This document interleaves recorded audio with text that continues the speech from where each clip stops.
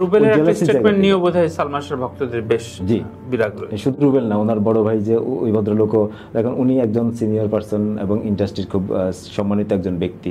এখন এই ধরনের মানুষ থেকে যদি এই যে কুমিল্লা মানে বনাম ব্রাজিল এই ধরনের কথাবার্তা আসে, তো এই মানুষের প্রতি রেসপেক্ট কিভাবে থাকে? উনি তো বয়স হয়ে গেছে, আজক কালক মারা যাবেন। তো এই মানুষের মৃত্যু সংবাদে যদি হাহা দেয়, এটা তো আমারও খারাপ লাগবে। একজন মুক্তিযোদ্ধা এবং সিনেমার খুব প্রবীণ একজন মানুষ, তো ওনাদের আসলে এইসব বিষয় নিয়ে কথা বললে খুব সচেতন থাকা উচিত। কারণ সালমান শাহর তো একটা ক্রেজ ছিল, আছে, এবং এত বছর পরেও তারে মানুষ ভালোবাসে মনে করে।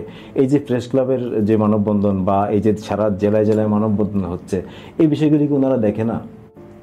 ওনারা কি এইটুকু অন্তত বোধ নেয় ওনাদের যে একটা মানুষকে কি পরিমাণ ভালোবাসলে মানুষ এইভাবে ছুটে আসে, একটা মানুষকে কি পরিমাণ ভালোবাসলে মানুষ নিজের জীবন উৎসর্গ করে, বা এত বছর পরেও তাকে নিয়ে এইভাবে আলোচনা হয়, ট্রেন্ডিংয়ে থাকে এই অনলাইন মিডিয়ার যুগে?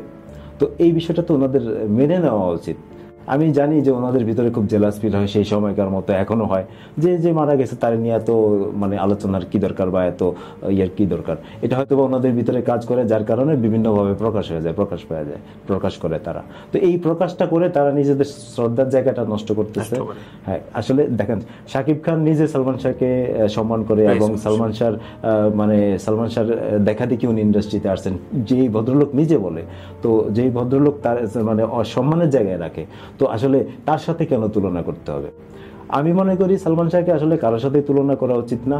সালমান শাহ সবকিছুর ঊর্ধ্বে।